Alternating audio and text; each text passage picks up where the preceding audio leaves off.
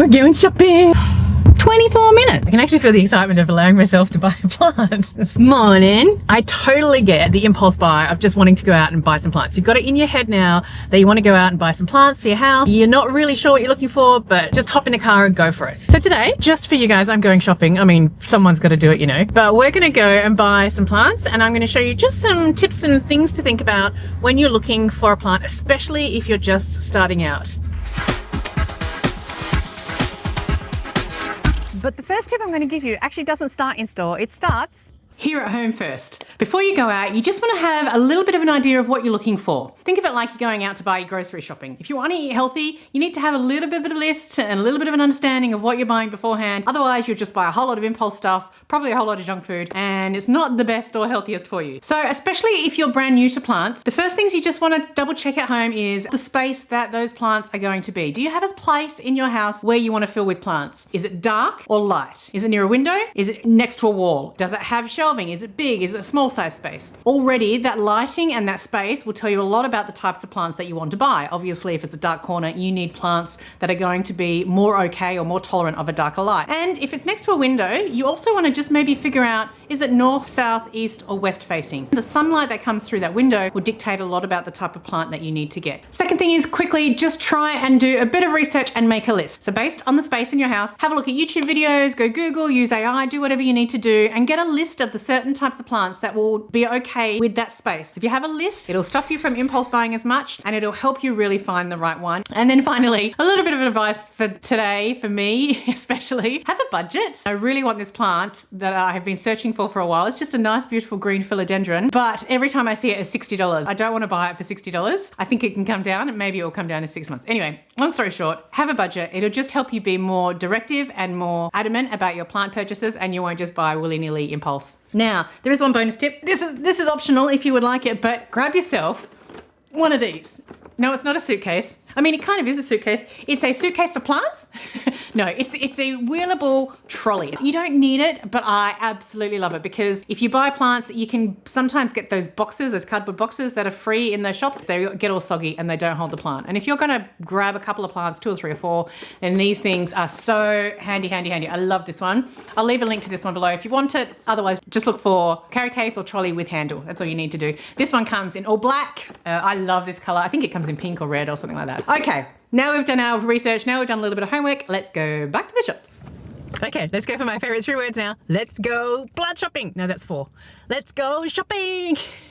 So now that we've kind of understood the space of the plants that we want in our house, now we've got a bit of an idea of what to look for in terms of the plants. The first thing you want to do when you start looking at some plants that you like, check the plant for health. And don't just have a once over. I want you to really get close. Get your face into that plant, put it right up to your face if you want. What you're trying to do is check the health of the plant. Check the leaves, check the stems, check the base of the plant. If there's a couple of different plants in there or not, you're looking for yellowing or wilting or crispy edges. Now, if there's 1 or 2 small little marks or a little bit of yellowing on the bottom base leaves that are really small and it's a bigger plant, it's okay. 1 or a few dead leaves here and there are fine. That's pretty natural in terms of plant life. But if a lot of the plant is in bad shape, if it just doesn't look right to you, move on. Avoid the yellowing and drooping leaves, because it could be a sign that the plant is stressed due to overwatering, underwatering, fertilizer, or it could be the next step, which is it could have pests. So while you're there checking the leaves and the stems, you also want to check for pests. Look under the leaves, look in the soil, is there anything small flying around? And not just looking for pests itself, look for any signs of pests that might have been there already. So if the edges of the leaves look like they're tiny little like dots and staccato, that could be a sign of spider mites. If you feel the leaf and it has sticky residue on it, that could be a sign of scale or mealybugs. Healthy leaves should feel firm and vibrant and not wilted or damaged. Honestly, trust your gut. If the plant just looks off or weird, just simply move on. Next thing to check with the plant that you like is the size of the plant in the pot. Plants should fit their pots really well, not too big and not too small. What you're trying to see is, does that plant have a good root system? So don't be afraid, pick up the pot. If you've got an inner pot and an outer pot, grab the pot inside, have a look underneath the pot, look at the circles. Are there any roots coming out? A little bit is fine. Too much is not a good thing. It means it's root bound, it's overcrowded, it might not be taking up water too much. And if you can, gently try to lift the plant out of its pot. Healthy roots should be nice, white or light tan. They shouldn't be mushy and they shouldn't be brown. They definitely shouldn't be soft. And finally, just check the soil. Compact, hard soil can prevent water from reaching the roots. So look for plants with loose, airy soil instead. A plant with overcrowded roots or dense soil just might need a little bit of extra care, so it's better to choose something else that's more healthy, balanced option. I just want to let you know that this is actually going to be part of a whole series that I'm going to create, and it's all going to be the ultimate guide to buying your first plants. There'll be 5 different videos. I'll make sure I put them up on the screen here, and maybe perhaps even a 6th bonus video that I'm thinking of. It might be a this and that. The next thing you just want to do is match the plant to your lifestyle. So if you've done the exercise in point 1, you might have made a list of some of the plants you're looking for. You want to go for easier to care for plants that are a little bit more resilient. Pothos are amazing, and pothos do come in several different types. You can get variegated ones, you can get non-variegated ones, and they're quite easy because they're okay with missing a watering or two. If you're too busy and you tend to forget watering, pothos will still survive quite nicely. If, however, you're a helicopter plant mum, you might want to go for something that needs a higher watering needs. Something a little bit easier but higher, it needs a lot more water, like a peace lily. Peace lilies love water, and they love quite a bit of watering. I actually have a whole video about peace lilies, so if you want to have a look on how to care for them, please do watch this video. I'll leave a card up here. I also have a great video about some great beginner plants here, and again, I'll leave the card for you. The next tip is some things to avoid. So one of the things you want to avoid is really fussy plants. You may have heard this in other videos. Something like a calathea. Honestly, calatheas are just gorgeous. They really get you in store. Their leaves are stunning, their patterns are stunning, they have really beautiful colours, but they are big divas, as in they are very high maintenance. So look, if you want to buy a beautiful calathea to start with, I'm not going to stop you. You'll probably learn a lot from it, but just don't be disappointed in yourself if it doesn't go right the first time, because they are fussy plants. They love high humidity, they love consistent damp potting mix, they don't like it too dry, they don't like it too wet, they are just fussy plants. Beautiful, but fussy. So my honest opinion would be to stay away from calatheas if you're quite new to plants. Another one to stay away from is ferns. And I would say all ferns if you're a beginner, most ferns if you're a advanced beginner. Something like a maidenhair fern, again, this plant is absolutely gorgeous, but they are finicky. They need really high humidity. And if you have a look at the leaves, they're really lovely. They're almost like little heart shapes, all these little heart shapes. They're so beautiful, but they're really thin and they are really soft. So don't go for very finicky, very diva-ish kind of plants. Try and stick for plants that are easier to start with.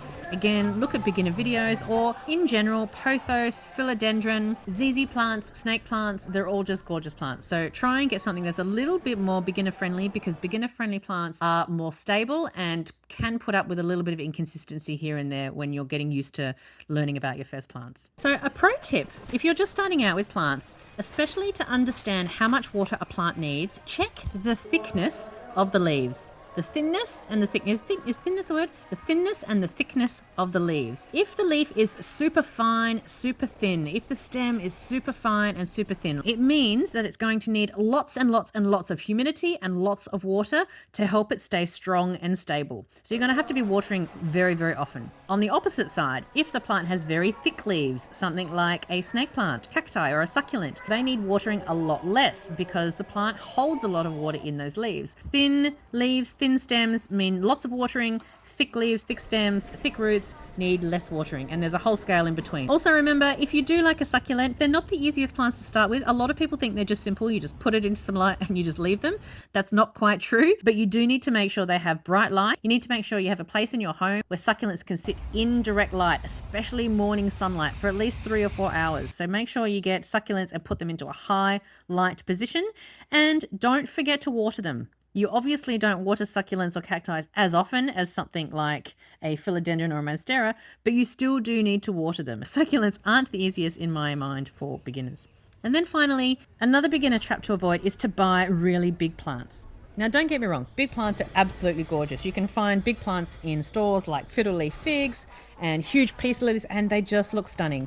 And the great thing about big plants is they do fill a space very easily, obviously. So if you've got a nice blank corner, it is very easy to put a big plant in a wall space or a corner space. But the problem is, if a big plant moves into a new environment, it can easily stress and lose leaves. And it just won't look nice if it loses a lot of leaves. However, if you go on the other side, you can buy smaller plants. Now, smaller plants are obviously small, and if you've got a big space to fill, they'll just take a while to grow. But to me, I would honestly err on the side of a smaller plant. You can learn more, you can learn faster, you can learn watering needs, and you can grow that plant into the size that it needs. Smaller plants, when they lose leaves, you can't notice it as much, and they grow into big and bushy plants. So just beautiful. And then finally, when it comes to plants, there's one thing you should also remember. Anything with flowers or fruit, or anything with colored leaves, or anything with variegated leaves. All of these plants need more light on average than others. A plant takes light in through its leaves, through the green in its leaves, through photosynthesis. So if you've got less green in that leaf, then it doesn't have as much opportunity to grab light. So you need to give it stronger, more brighter light. And if it has flowers and fruits,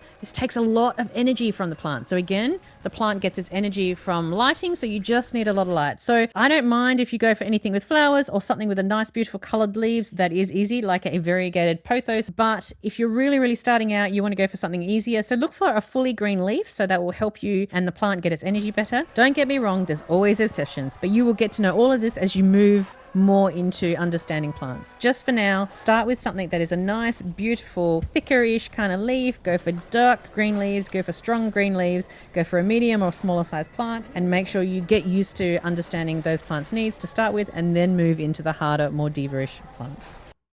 Okay, I'm back home. I'm so excited for the plants I got, but let's just go through some simple online tips as I promised right at the end. Because it can feel like a bit of a gamble, but if you look out for a few things, there are some real good signs that it's a proper seller versus maybe a dodgy one. Am I allowed to say dodgy plant seller? Don't get me wrong, there's always scams, there's always cheats, but hopefully some of these tips will help you along the way. First thing is to make sure that you're researching the seller, the shop that you're going to use, especially if you've just stumbled across them on social media. Have a look at the reviews, have a look at the ratings, make sure the seller is just reputable online. Look for sellers with high ratings, and the tip is real customer photos. See if people have bought a plant online, taken it home, and they've shown that plant in their house. It doesn't matter if they're a beginner plant person or not. If they've got the plant home and they love it, they obviously have got a plant that has been sent to them and shipped really lovely. Second thing you want to look after is the photos of the plants in your site. Here on Growing Grounds, you can see here, I've just gone into a Ring of Fire philodendron, and you can tell this is their own photo. I mean, I know that there's a lot of hands. This is, look, this Miranda here has literally a hand, and I know that these tattoos here are AJ's tattoos because she shows them in her videos. So you know that that's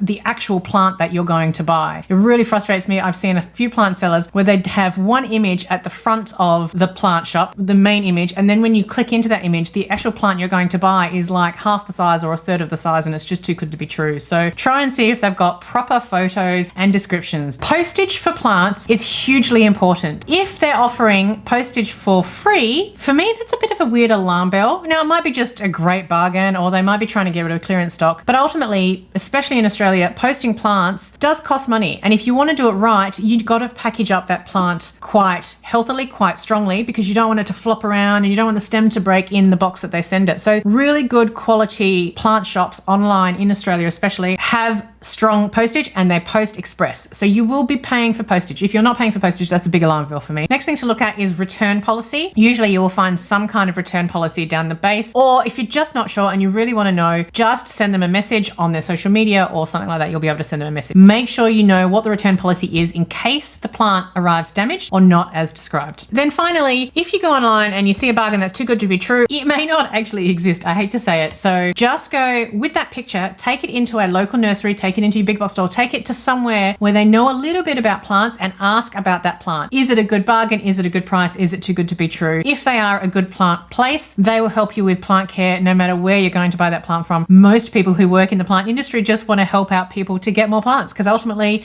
if they help you, then you're likely to go back to that seller. Good plant shops, whether it's in-store or online, have people who are willing to help you. And if you get stuck, just message it to me with the picture, with anything you need to know, and I will try my best to help you out as much as possible. So, what's your first plant that you're going to start with? Have you got one in mind? Have you already started? If you have, let me know in the comments below what your very first plant has been, or plants have been. Were you successful, or did you just learn a lot from them? If you enjoyed this video and want even more tips, perhaps more pro, more intermediate and advanced tips, please watch this video next. Have a great week full of leaves, love and a lot of laughter. I will see you in this video in the next one. Bye. Of course, the digging behind me has started. It's supposed to be quiet today.